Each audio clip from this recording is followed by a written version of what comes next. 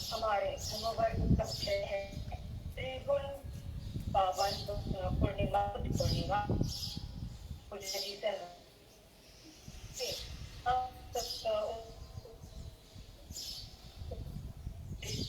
प्रदान करें।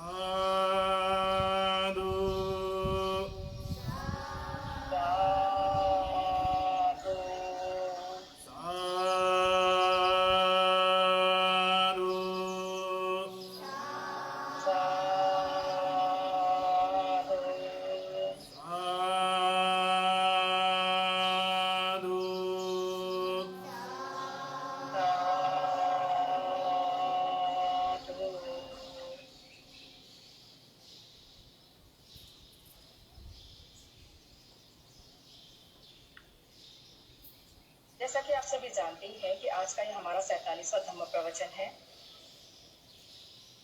आज के हमारे धम्म वर्ग का विषय है त्रिगुण पावन बुद्ध पूर्णिमा। त्रिगुण पावन बुद्ध पूर्णिमा।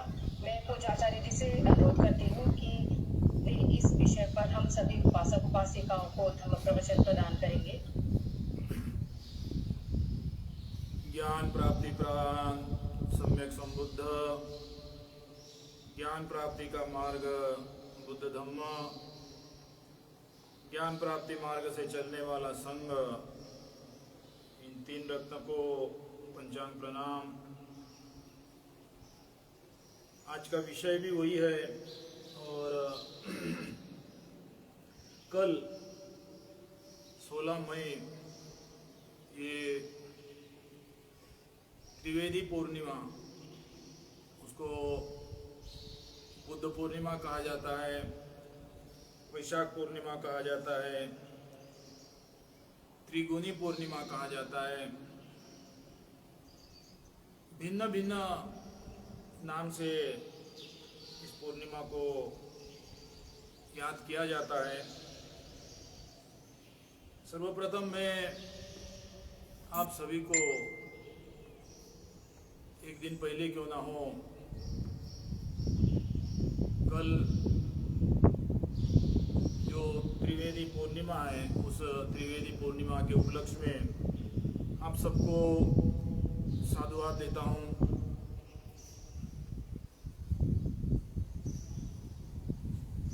ये पूर्णिमा बुद्ध अनुयायी, फिर वो भारत का ही नहीं, आजकल तो यूनाइटेड नेशन ने भी इस पूर्णिमा का महत्व समझकर यूनाइटेड नेशन से जो संबंधित जगह होती है, उस संबंधित जगह में वैशाख पूर्णिमा के नाम से भव्य यूनाइटेड नेशन का औपचारिक ऑफिशियली कार्यक्रम को आयोजन किया जाता है।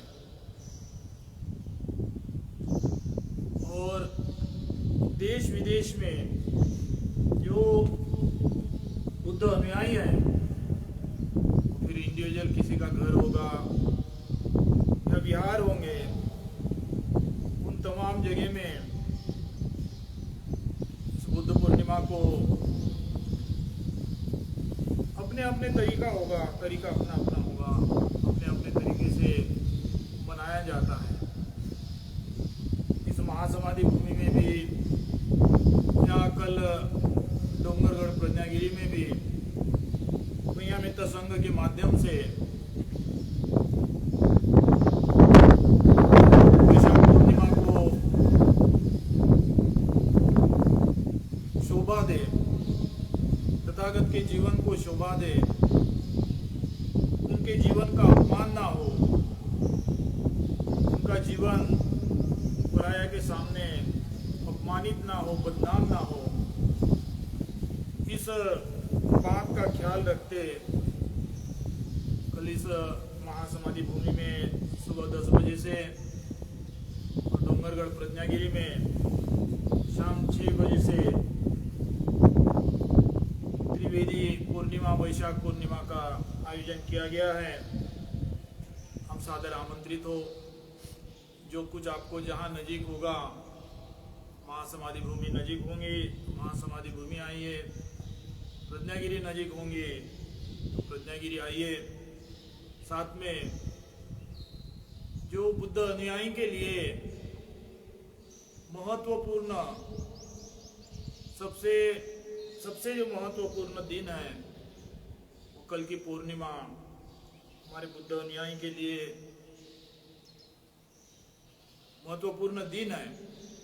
वो दिन हम सब साथ में मिलकर मनाएंगे तो एक अच्छा हमारा वक्त गुजरेगा। उस वक्त के बीच में से हम सब मिलकर सामूहिक रूप में तथागत को याद करेंगे, तथागत के मार्ग को याद करेंगे, तथागत के जीवन को याद करेंगे और आपस की मैत्री बढ़ाने के लिए जो वक्त है वो वक्त बिताएंगे। देखा जाए तो करीब मुझे लगता है 20 वर्ष हो गए होंगे। 20 वर्ष पहले से जब ये आज मैं यहाँ बैठा हूँ, महासमाधि भूमि महाविहार, ये विहार बनने का ही था। ऐसे वक्त से या तो कभी इस महासमाधि भूमि में, या तो फिर कभी प्रज्ञागिरी डोंगरगढ़ में जो प्रज्ञागिरी है वहाँ कभी हफ्ते भर का तो कभी 10 दिन का शिविर आयोजित किया जाता है। इस वर्ष भी 9 तारीख से, मई के 9 तारीख से कल 16 तारीख तक का एक हफ्ता यहाँ महाराष्ट्र से, छत्तीसगढ़ से, एमपी से आए शिविरार्थी के साथ में शिविर जारी है। संख्या शायद कम होगी, 15 लोग हैं, लेकिन ये 15 लोग सवेरे 5 बजे से लेकर रात को 10 बजे तक का जो दिनचर्या है, टाइम टेबल है, उसके प्रति गंभीरता से, कड़ी मेहनत से इस शिविर को अटेंड कर रहे। आशा है, उम्मीद है कि कल ये यहाँ से अपना अपना जो जगह है वहाँ चले जाएंगे, लेकिन ये 10 दिन का शिविर इनके जीवन का एक आधार बने, इनके जीवन का एक मार्गदाता बने। जो बुद्ध ने, तथागत ने मार्ग दिया है, वही मार्ग यहाँ सिखाया गया। कभी मैंने प्रवचन दिया, कभी धम्मशिखर जी ने प्रवचन दिए। प्रवचन वो ही दिया कि जो तथागत सम्यक संबुद्ध की वाणी है, उस वाणी को जो शिविरार्थी है उनको समझ में आए, उनके दिल दिमाग में बैठे। इस तरह की परिस्थिति बनाकर, कन्वर्ट कर कर हफ्ता यहाँ गुजारा गया। लोगों ने कड़ी मेहनत से उसको स्वीकार किया, एक्सेप्ट किया। 2 बच्चियां हैं डोंगरगढ़ से आई हुई, एक 8 साल की और एक 10 साल की बच्ची है, जो कि दुपकाले की छुट्टी होने के कारण घर में बैठकर या दोस्त मित्र के साथ में घूमने फिरने की उम्र है, मजा मनोरंजन की उम्र है। लेकिन वो 8-10 साल के दोनों बच्चियों ने वही दिनचर्या, उनके लिए कोई स्पेशल दिनचर्या नहीं था। बाकी जो शिविरार्थी है, उन शिविरार्थी का जो दिनचर्या है, वही दिनचर्या 8 और 10 साल के लड़की के लिए भी लागू था। लेकिन उन्होंने भी, उम्र तो छोटी है, लेकिन उन्होंने भी इतने लगान से, इतने दिल लगाकर मेहनत से इस शिविर को अटेंड किया। एक हमारे लिए भी यादगार हो गया और वो दोनों के लिए भी एक जीवन का यादगार बोलने से ये ठीक होगा कि बचपन में जो संस्कार मिलता है, कम आयु में जो संस्कार मिलता है, वो संस्कार इस महासमाधि भूमि के शिविर में ये बच्चों ने ग्रहण किया। और बचपन में जो ग्रहण किया संस्कार होता है, वो संस्कार जीवन भर, अंतिम श्वास तक बचपने का संस्कार जो होता है, वो उनके जीवन का आधार बनता है। अर्थात यहाँ 9 तारीख से 16 तारीख तक उम्र कम होने के कारण बड़े उम्र से के लोगों से अधिक कष्ट करना पड़ा होगा, अधिक सहन शक्ति दिखाना पड़ा होगा। लेकिन उन्होंने उस हालत को भी मात कर कर जो हफ्ता बिताया, जरूर उनके लिए ये शिविर उपयोगी, जीवन का एक मार्गदाता, जीवन का एक आधार स्तंभ जरूर बन सकता है। हर साल के मुताबिक अगला साल भी होगा। आप में से भी अपने जीवन का आधार स्तंभ बनाने की इच्छुक होंगे। बुद्ध धर्मों को अपने जीवन का आधार स्तंभ बनाने के इच्छुक होंगे। तो अगले साल पता नहीं कहाँ होगा, लेकिन 20 साल से जो अखंडितता से करते आ रहे वही शिविर अगले साल भी करने की योजना है। तो आप भी अपने जीवन का आधार स्तंभ बनाने के लिए जरूर शिविर में शामिल हो सकते हैं।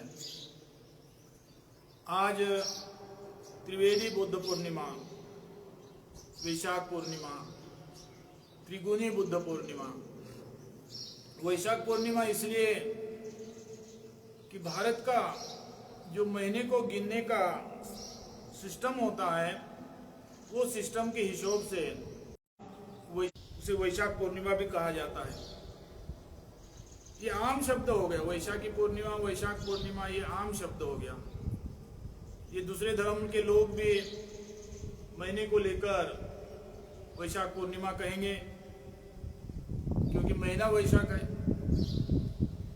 बुद्ध हम अनुयायी हैं, बुद्ध के तौर पर हमने देखा जाए तो ये हमारे लिए या तो बुद्ध पूर्णिमा है या तो त्रिवेदी पूर्णिमा है।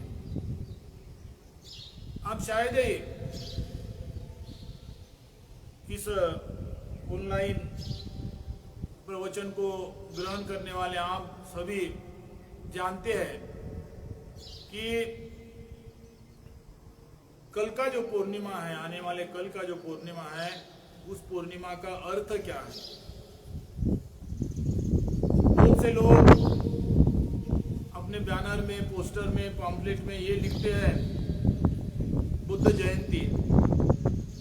बुद्ध जयंती गलत नहीं है, बुद्ध जयंती है, लेकिन बुद्ध जयंती ये शब्द कल के पूर्णिमा के लिए आधा अधूरा है, क्योंकि कल की जो पूर्णिमा है वो पूर्णिमा मार्फत बुद्ध जयंती नहीं है। कल के पूर्णिमा के दिन 2566 वर्ष पहले सिद्धार्थ गौतम का जन्म लुम्बिनी में हुआ। आज जो क्षेत्र नेपाल में आता है, आज जो रास्ता बना है वो रास्ता घूमकर जाना पड़ता है, इसलिए काफी लंबा मार्ग काटना पड़ता है। अदरवाइज सीधा गए तो करीब 15 किलो का रास्ता है, बॉर्डर सीधा पार किए तो पैदल लो जाने के लिए मार्फत 15 किलो का रास्ता है। महामाया उस जमाने के सामाजिक जो कस्टम था, कल्चर था, उसको स्वीकार कर पहली जो डिलीवरी होती थी उसके लिए कपिल वस्तु को छोड़कर अपने मायका जहां था वो मायके में जाने के लिए अपने सेवकों के साथ निकले। लेकिन मायके में पहुंचने के पहले ही उस वक्त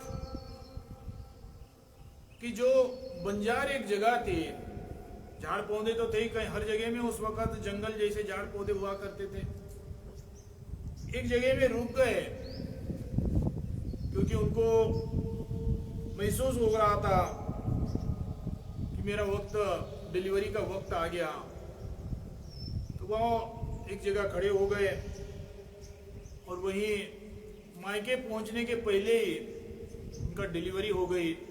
और वो जगह है आज जिसे हम आदर्श तौर पर, एक पवित्र तौर पर ग्रहण करते हैं, लुम्बिनी। आज नेपाल के अंदर में आता है, लेकिन गौतम बुद्ध के जमाने में जब गौतम का जन्म हुआ, उस जमाने में नेपाल और भारत ये एक ही था। ये बॉर्डर खींचने की कोई आवश्यकता नहीं थी। उस जमाने का भारत आज का शायद डबल होगा, उससे भी बड़ा होगा। नेपाल भी भारत में ही आता था, पाकिस्तान भारत में आता था। जमाना कभी ऐसा भी था कि अफगानिस्तान तक भारत था। कालांतर मानव ने रेशा खींच दिया कि वो नेपाल और ये भारत। देखा जाए तो बुद्ध के जीवन या बुद्ध के चिंतन के माध्यम से देखा जाए तो बुद्ध स्वयं को कोई फर्क नहीं पड़ता है कि मेरा जन्म भारत में हुआ, मेरा जन्म नेपाल में हुआ, मेरा जन्म पाकिस्तान में हुआ, मेरा जन्म अफगानिस्तान में हुआ, मेरा जन्म बांग्लादेश में हुआ या और कहीं हुआ। बुद्ध स्वयं को कोई फर्क नहीं पड़ता कि उनका जन्म कहाँ हुआ होगा। बाद में ये मुद्दा हम उठा रहे कि बुद्ध का जन्म कहाँ हुआ। बुद्ध का जन्म कहीं भी हुआ होता, आज जो हमारे जीवन का आधार स्तंभ है धम्म, वो देने वाले व्यक्ति का जन्म वो कहीं भी हो, ना तो उनको बहुत बड़ी वो पर प्रॉब्लम है, ना तो हमें वो नेपाल होगा भारत होगा। वो रेशा बाद में खींची गई रेशा है। हमारे लिए बुद्ध या बुद्ध का धम्म उतना ही आदर्श है, उतना ही पवित्र है। कोई देश का फर्क नहीं, कोई देश का डिफरेंस नहीं। रेशा तो हमने खींचा है। उस लुम्बिनी में जन्म लिया वो कल का वैशाख पूर्णिमा। उसके बाद में 29 साल तक सिद्धार्थ गौतम कपिलवस्तु के अपने महल में रहे। 29 उम्र में महल से निकलकर जो संसार में दुख है, वो संसार में जो दुख है, उस संसार के दुख से मुक्त होने के मार्ग को खोजने के लिए महल को त्याग दिया। कपिलवस्तु को त्याग कर राजगीर गए, बुद्धगया गए। जगह जगह जहां कोई मार्ग दिखाने वाला गुरु आचार्य होंगे तो वहां जाकर उन्होंने मार्ग खोजा। जो संसार में दुख है वो अपने आप के अंदर में, उनके खुद के अंदर में, ये इंडिविजुअल मामला है। उनके अंदर में, सिद्धार्थ गौतम के अंदर में जो सांसारिक दुख को महसूस कर रहे थे, वो सांसारिक दुख से मुक्त होने के लिए 6 साल तक वो यहाँ वहाँ जहाँ भी नाम किसी का सुने कि वो गुरु बड़ा है, वो गुरु कोई समझदार है, वो गुरु मार्ग बता सकता है, वहाँ जाकर राजगीर और बुद्धगया के उस लेंथ में जहाँ वहाँ किसी का नाम सुना तो वहाँ जाकर दुख से मुक्त होने का मार्ग के खोज में थे 6 साल तक। लेकिन जो 6 साल भ्रमण करते रहे, वो 6 साल के भ्रमण में उन्हें अंतिम जो मार्ग मिलना चाहिए था, जो दिशा मिलना चाहिए था, वो मिला ही नहीं।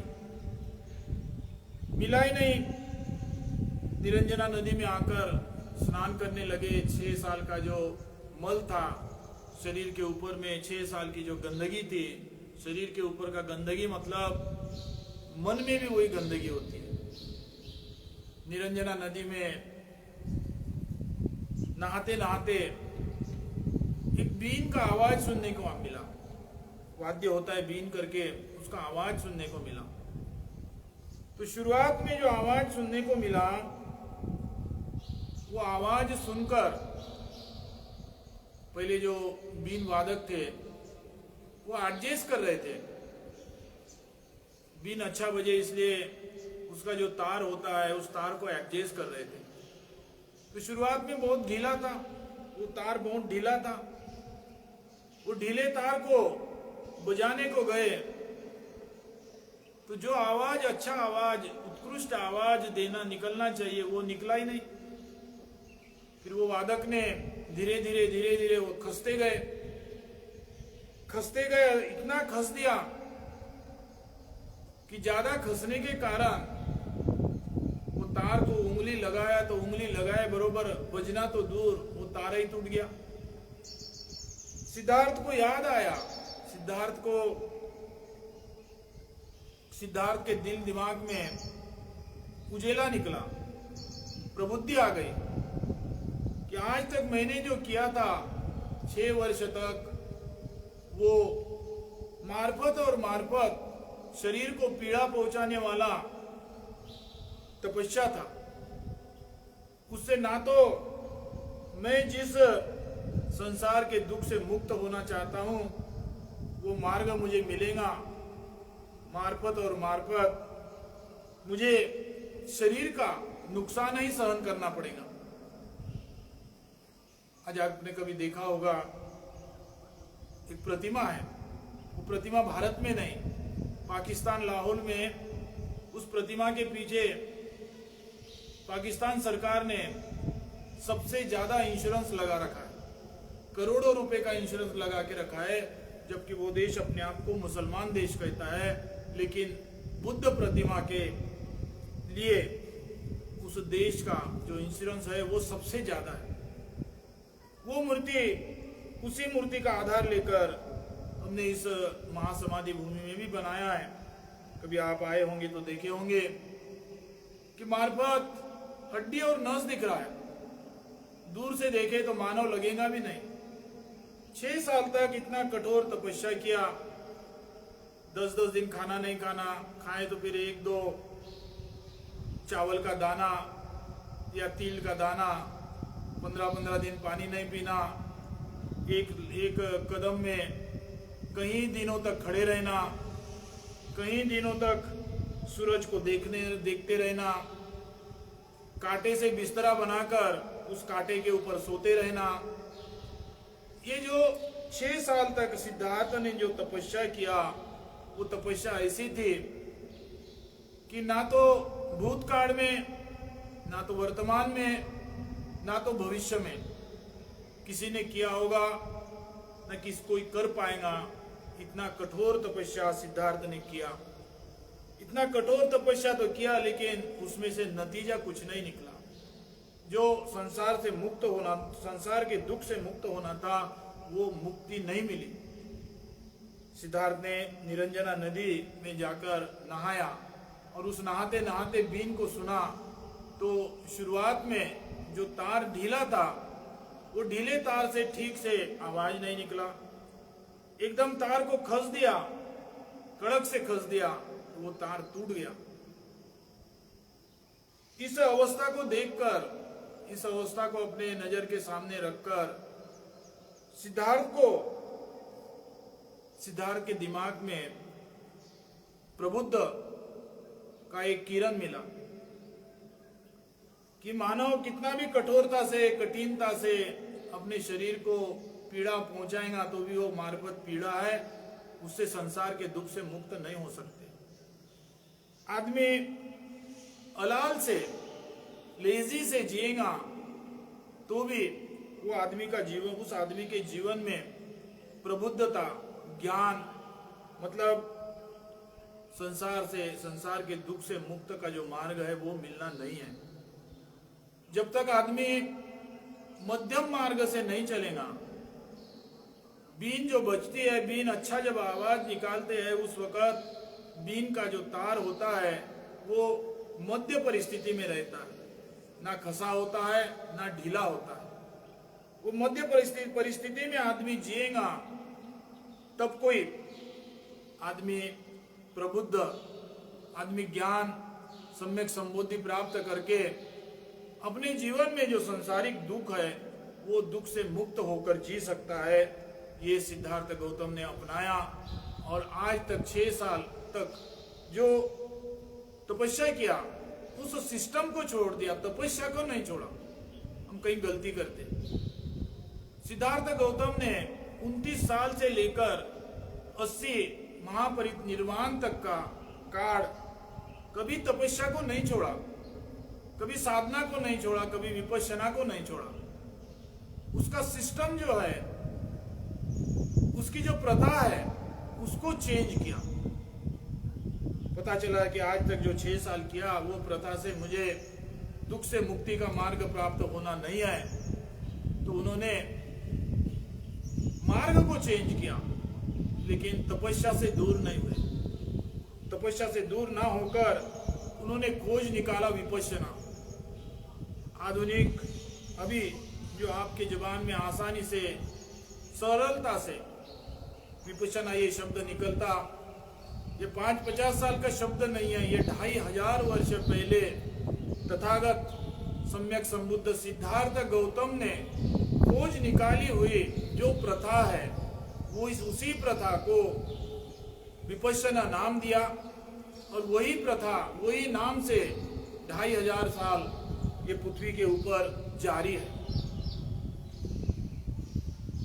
उसी विपश्यना के माध्यम से, उसी तपस्या के साधना के माध्यम से सिद्धार्थ गौतम ने बुद्धगया में जो वज्रासन है, वो वज्रासन इसलिए कहा जाता है कि वहां बैठने के पहले जो 6 साल सिद्धार्थ भटकते रहे, वो स्थान में आकर जो बोधि वृक्ष के नीचे बैठकर सिद्धार्थ ने ये तय किया, जब तक मुझे ज्ञान प्राप्ति नहीं होती, सम्यक संबुद्धि प्राप्त नहीं होती है, संसार का जो दुख है उस दुख से मुक्त मार्ग नहीं मिलता, तब तक मैं इस आसन से हलूंगा नहीं। इस कठोर ठराविक मन के साथ उस बोधि वृक्ष के नीचे बैठे और विपश्यना साधना करने को लगे।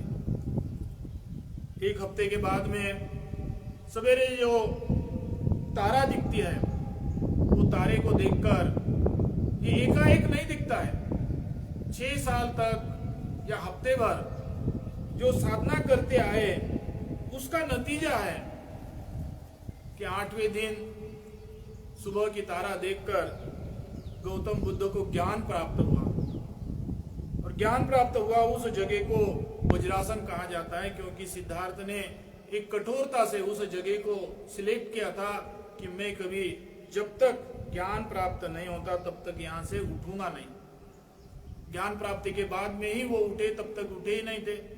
वज्र का अर्थ ये होता है कठोरता से, वज्र का अर्थ होता है डायमंड। डायमंड मतलब कड़क जो होता है उसका। उनके मन को इतना पक्का कर दिया था कि वो वायदा भी हफ्ते भर में मिल गया था ज्ञान, इसलिए हफ्ते के बाद में उठ गए, नहीं तो वो जीवन भर वहीं बैठे रह रहे थे। वो भी दिन, ज्ञान प्राप्ति का दिन भी कल का ही दिन है, वैशाख पूर्णिमा। त्रिवेणी का अर्थ, त्रिवेदी का अर्थ एक जन्म, सिद्धार्थ गौतम का जन्म, दूसरा सिद्धार्थ गौतम ने जो बुद्धगया में ज्ञान प्राप्त किया, सिद्धार्थ गौतम से बुद्ध बन गए, वो दिन कल का दिन। पश्चात 35 साल से लेकर 35 की उम्र में उन्हें ज्ञान प्राप्त हुआ। उसके बाद में 80 की उम्र तक जहां जिधर जाना है उधर जाकर बहुजन हिताय बहुजन सुखाय, इस उद्देश्य से जो उनको ज्ञान प्राप्त हुआ वो ज्ञान का प्रचार प्रसार करते रहे। वो इसलिए प्रचार प्रसार नहीं किया कि दुनिया में उनका नाम बढ़े, दुनिया में उनके शिष्य बढ़े, उनका पावर बढ़े, इसलिए नहीं। गौतम बुद्ध का प्रचार प्रसार करने का मकसद स्पष्ट है, बहुजन हिताय बहुजन सुखाय। मैं अपने नाम के लिए नहीं कर रहा हूं, मैं अपने प्रसिद्धि के लिए नहीं कर रहा हूं, मैं अपने संघ की संख्या बढ़ाने के लिए, मैं अपने पावर को दिखाने के लिए प्रचार प्रसार नहीं कर रहा हूं। बहुजनों का हिताय बहुजनों का सुखाय हो, जिस मार्ग से मैंने स्वयं सुख महसूस कर रहा हूं, जिस मार्ग से मैं स्वयं संसार के दुख मुक्ति को महसूस कर रहा हूं, कहीं से पढ़ा, कहीं से सुना, कहीं से देखा, वो मार्ग नहीं। जिस मार्ग को अपनाकर तथागत स्वयं संसार के दुख से मुक्त हो गए, उस मार्ग का प्रचार बहुजन हिताय बहुजन सुखाय के लिए अपने जीवन के अंतिम तक करते रहे। 80 की उम्र में वैशाली में रहते उन्होंने स्पष्ट किया था कि ये मेरा वैशाली का आखिरी दर्शन है। 2 महीना पहले उनको पता चल गया था कि अभी मेरा अंतिम नजीक आया है। वो इसलिए समझते हैं, उनको इसलिए पता चला कि वो अपने जीवन से भी आसक्ति नहीं रखते थे। अपने जीवन से आसक्ति रखने वाला ये महसूस नहीं करता कि मेरा मरण कब आने वाला है। जो आसक्ति रखता है वो अपने जीवन के पीछे ये सोचता है कि 2 दिन और जीऊं, 5 दिन और जीऊं, 15 दिन और जीऊं। लेकिन जो प्रबुद्धता से जीता है, जो अपने आंख को खोल कर जीता है, वो आसक्ति नहीं रखता है अपने जीवन में। और आसक्ति नहीं रखने के कारण वो अपने जीवन के अंतिम को भी महसूस करता है कि कितने दिन, कितने महीने के बाद मुझे अपने जीवन के अंतिम को स्वीकार करना होगा। वैशाली में रहते तथागत ने यह स्पष्ट कर दिया था कि मैं दोबारा यहाँ नहीं आ पाऊंगा, क्योंकि मुझे अभी अंतिम काल मेरा आने वाला ही है। चलते चलते कुशीनगर गए। कुशीनगर जाकर उनका जो अंतिम काल महापरिनिब्बाण का दिन आया, वो दिन भी कल का ही पूर्णिमा, वैशाख पूर्णिमा। ये 3 बात जो है, ये 3 बात सिद्धार्थ गौतम का जन्म, सिद्धार्थ गौतम का बुद्धत्व प्राप्ति और सिद्धार्थ गौतम का महापरिनिब्बाण, ये 3 घटना को लेकर कल की जो पूर्णिमा है, ये 3 घटना को लेकर होती है। ये 3 घटना को लेकर होती है। हमने बड़े धूम धड़ाके से मनाते हैं। हम उसको एक आदर्श रूप से देखते हैं। हम उसे एक अपने जीवन का आदर्श दिन के तौर पर स्वीकार करते हैं। आपने शायद पूर्णिमा का अर्थ भी इसी प्रवचन के माध्यम से भी ग्रहण किया होगा कि रोज हम पंचशील का पठन करते हैं, लेकिन अमावस्या पूर्णिमा का दिन होता है, वो दिन अष्टशील या 10 शील का पठन करना पड़ता है, करते हैं। उम्मीद है, आशा है कि आप भी करते होंगे। उसमें से 6वां 7वां जो शील है वो है नच्च गीता वादिता विशुद्ध सन्ना वेरमणि शिक्षा पदम समाधियामि। नच्च नाचना, गीत गाना, उस तरह के जो मनोरंजन होते हैं, वो मनोरंजन से मैं वंचित रहूंगा, उससे दूर रहूंगा। ये 7वां शील है। ये 7वें शील आप जानते नहीं जानते या जानकर इसको अंधा नजर करते हैं। शायद ही बुद्ध का जीवन का जो 3 ये घटना है, ये एकत्र क्यों किया होगा, ये मेरा अपना अनुमान है। एकत्र एक ही दिन इसलिए किया होगा कि दुनिया में जो खुशी, दुख, गम, भय, ये तमाम जो घटना घटती है, सांसारिक तौर पर देखा जाए तो सिद्धार्थ का जन्म ये खुशी का है, लेकिन सिद्धार्थ के मृत्यु के तौर पर देखा जाए, धम्म में, बुद्ध धम्म में परिनिर्वाण और मृत्यु में थोड़ा सा फर्क होता है, लेकिन सांसारिक तौर पे मृत्यु को देखा जाए तो ये दुख है।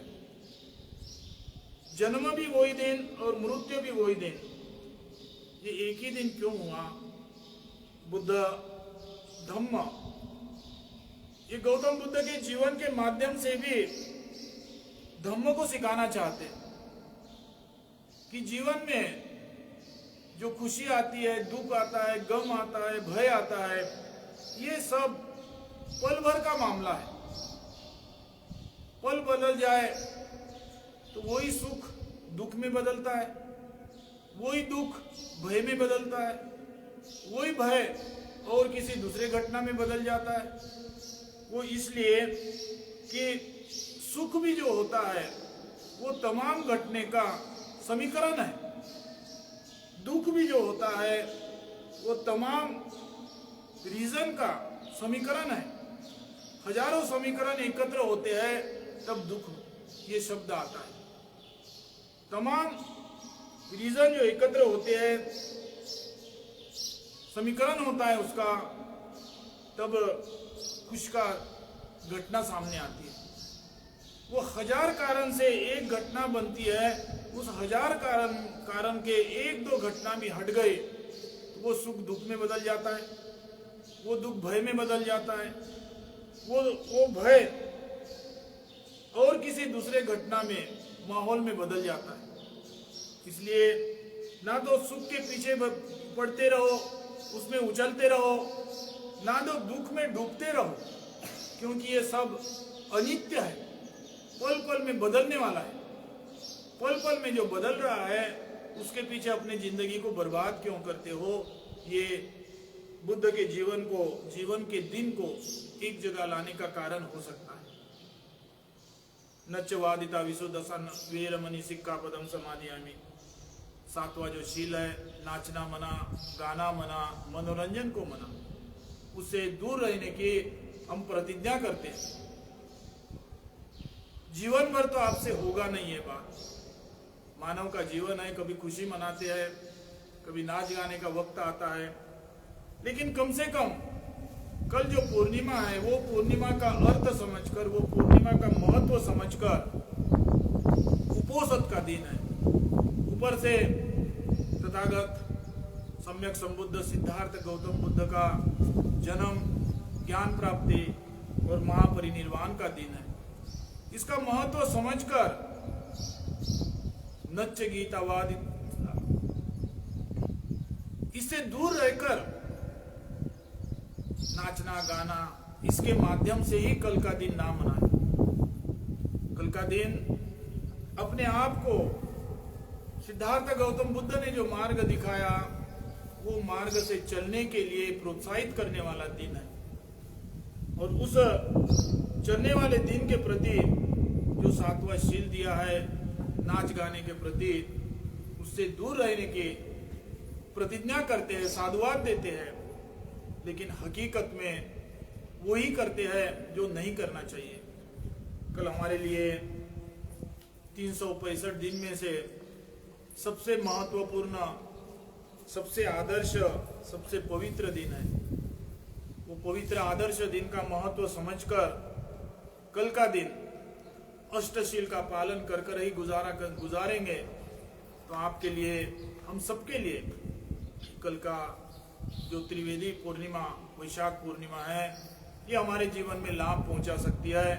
अदरवाइज जो मार्ग दिखाया गया है वो मार्ग से ना चलते मनाएं तो वो भी कल का दिन तो निकल जाएगा। 24 घंटे पार कर लेंगे तो कल का दिन तो निकल जाएगा। लाभ, जीवन में जो लाभ देने वाला कारण है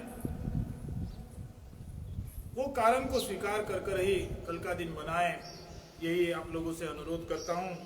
और आज यहाँ आज का ऑनलाइन प्रवचन समाप्त करता हूं। आशीर्वाद गाथा बोलूंगा, अपने हाथ जोड़कर उसको स्वीकार करना है, ग्रहण करना है।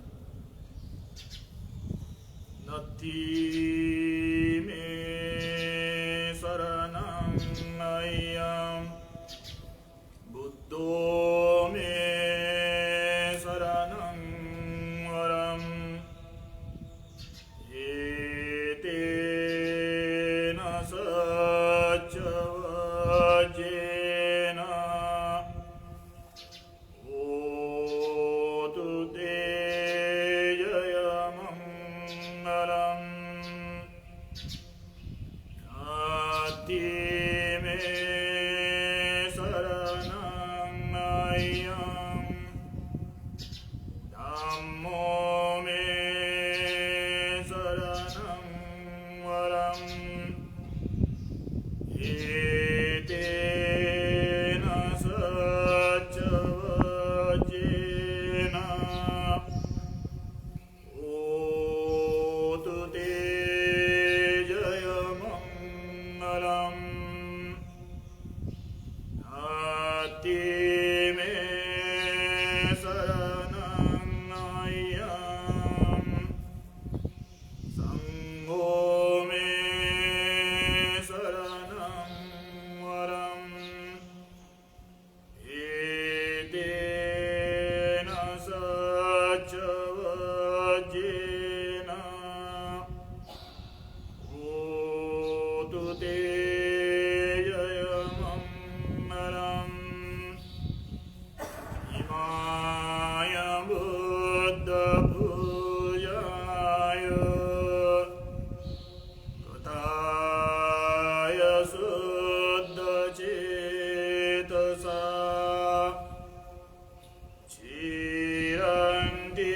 चिरन्तु सद्धम्मो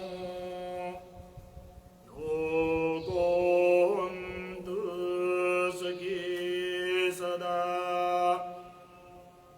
इमाय धम्मपूजाय कृताय शुद्धचेतसा चिरन्तितन्तु सद्धम्मो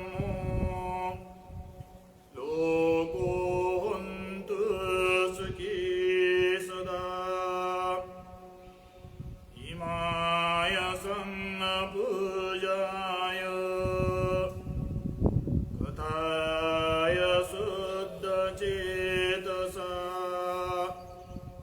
चिरन्तितन्तु सद्धम्मो लोको हन्तु सुखी सदा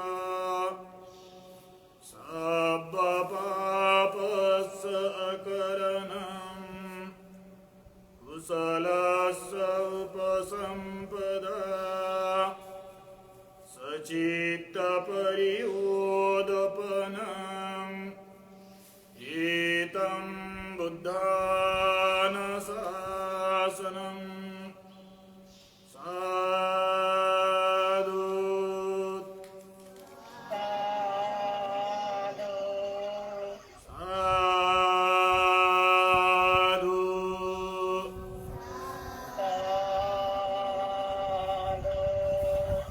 साधु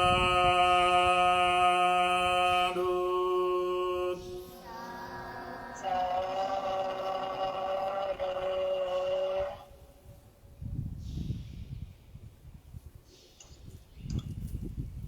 इसी प्रकार से आज का ये हमारा 47वां धम्मवर्ग यही समाप्त होता है। धम्मवर्ग में उपस्थित पूजाचार्य जी, उनको त्रिवार वंदन, उपस्थित समस्त उपासिका